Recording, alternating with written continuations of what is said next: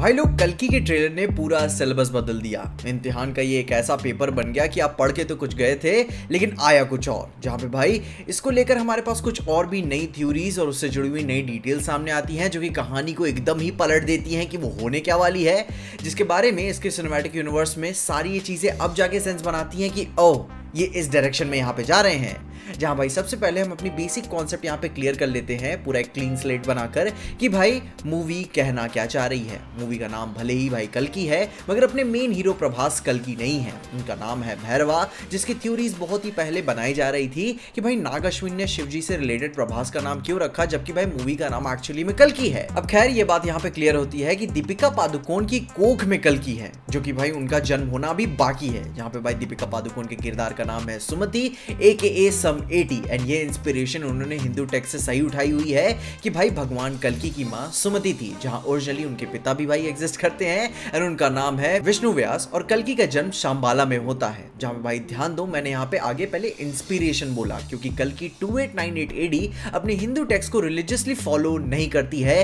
कि हर एक डिटेल को एकदम सही होना चाहिए, क्योंकि अब जो थ्योरी निकल के आती है उससे चीजें साफ हो पाती है कि क्यों इस मूवी के ग्लिम्स के वीडियो में प्रोजेक्ट के बारे में जोर दिया गया है। जहां तुम्हें ग्लिम्स से ये सीन याद ही होगा जिसमें दीपिका पादुकोण के साथ बाकी और भी कई सारी लड़कियां शामिल होती हैं जिनका किसी तरीके का ब्रीडिंग एक्सपेरिमेंट्स में भाई इन्वॉल्वमेंट होता है, मगर उस टाइम वो एक्सपेरिमेंट क्या था वो बात की क्लैरिटी नहीं थी। मगर अब कल्कि के ट्रेलर में कमल हसन के किरदार यानी कि सुप्रीम यास्किन को इस हाल में देख के पता चलता है कि वो खुद की कॉन्शियसनेस किसी नए लिविंग क्रीचर ह्यूमन वाले फॉर्म में वो डालना चाहते हैं, जो कि प्रोबब्ली वो एक ऐसा पीक ह्यूमन फॉर्म बनाना चाहते हैं अपनी टेक्नोलॉजी से कि इस डिस्टोपियन दुनिया की त्रासदी में भी वो हीरे की तरह चमके और उसकी शक्तियां भी माया को मोह ले। एंड आई नो मैं यहाँ पे थोड़ा सा मिर्च मसाला ऐड कर रहा हूं, बट ये बात भी मैं समझ रहा हूं कि जब आप कॉन्शियसनेस ट्रांसफर करने तक की भाई टेक तक पहुंच जाओगे तो एक परफेक्ट इंसान को बनाने के लिए एम क्यों नहीं करोगे। जहां सदियों से ये हमारी टेक्स्ट बुक्स किस तरह के परफेक्ट इंसान को दर्शाती हैं जो एक्चुअली में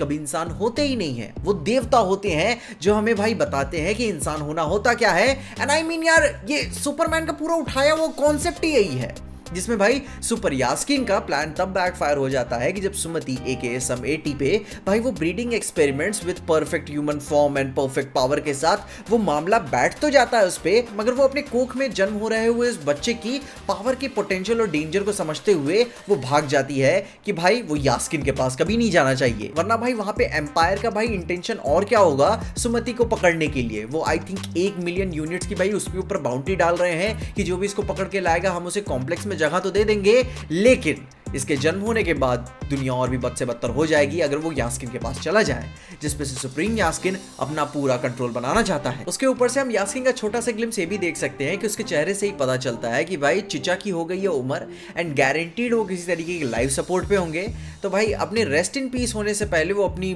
बॉडी की वो जो लाइफ किसी और में ट्रांसफर करना चाहते हैं, जहाँ पे अब भाई ये कॉन्शियसनेस लाइफ चेतना का ट्रांसफर क्या इंपॉर्टेंट पार्ट प्ले करता है मूवी में। जहाँ भाई अगर तुमने बुजी एंड भैरवा का एनिमेटेड प्रीलूड देखा होगा तो तुम्हें होलोग्राफिक टेक्नोलॉजी को किरदार को भाई मूवी में काफी ज्यादा स्ट्रांगली यूज होते हुए वहां पे नजर आता है, जिसके ऊपर से बुजी इतना एडवांस AI भी न होते हुए नजर आता है, जिसकी खुद की ख्वाहिशें चाहते और सपने हैं। वो काफी अजीब फील कराता है कि एक मशीन को, एक लोहे के डिब्बे, एक सॉफ्टवेयर, क्लाउड वाले सॉफ्टवेयर को इतनी सारी चीजों की क्या जरूरत है, कोई ख्वाहिश रखने की क्या जरूरत। जो कि अब यहाँ पे ये सवाल क्लियर होता है कि they are not exactly AI, they are so much more कि वो ऑलमोस्ट ह्यूमन है, जिसपे से एक लाइन काफी फाइन हो जाती है कि इंसान क्या होता है और एक आर्टिफिशियल इंटेलिजेंस क्या होता है। जहां पे भाई वही सवाल ब्लेड रनर में भी था और यही सवाल क्रिएटर में भी था कि अगर वो चीज इंसान नहीं है तो मैं तो इसकी मारू लूं, फिर भाई मोरली रिस्पॉन्सिबल क्यों मैं फील करूं इसके लिए, कोई इमोशनली क्यों रहूं इसके लिए,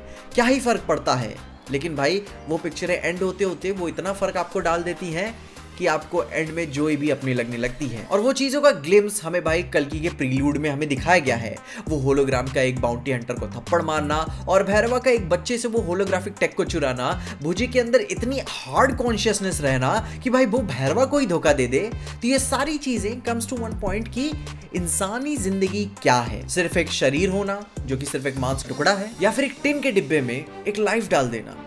जहाँ पे सबसे ज़रूरी सवाल जिसके बारे में किसी को नहीं पता कि लाइफ होती क्या है, एक्चुअली में आती कहाँ से है।